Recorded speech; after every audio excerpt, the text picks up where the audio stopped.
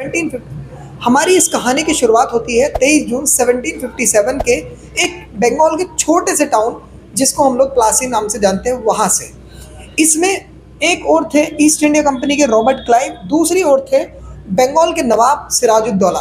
इनके बीच में फाइट हुई और इस फाइट से चलते वहाँ उन्होंने उनको डिफीट करी नवाब सिराजुद्दौला को, और वहाँ से लेकर 1947 तक अंग्रेजों ने भारत पर शासन करा।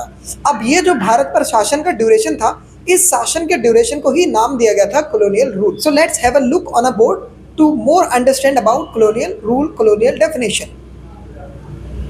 So colonial rule, it is referred to a system between the two countries under which one country being the ruler and the another country being the colony.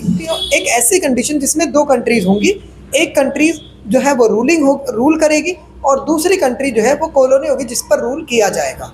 और जो रूलिंग कर रही है यानी जो बड़ी पार्टी है, जो कह सकते हैं कि जिसने शासन करने के लिए, मतलब जो पार्टी डोमिनेंस है, वो पार्टी जो है रूल्स एंड रेगुलेशन बनाएगी, और जो पार्टी कॉलोनी है यानी जिस पर रूल्स अवेलेबल हो रहे हैं, यानी जिस पर रूल इम्पोज्ड करे जा रहे हैं, उसको वो रूल्स एंड रेगुलेशन फॉलो करने पड़ेंगे।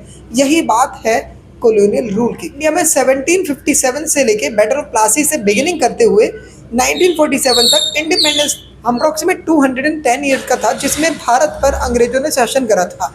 अब इस दौरान भारत को पूरी तरीके से एक्सप्लॉइट करा गया था बाय द ब्रिटिशर्स और ब्रिटिश गवर्नमेंट।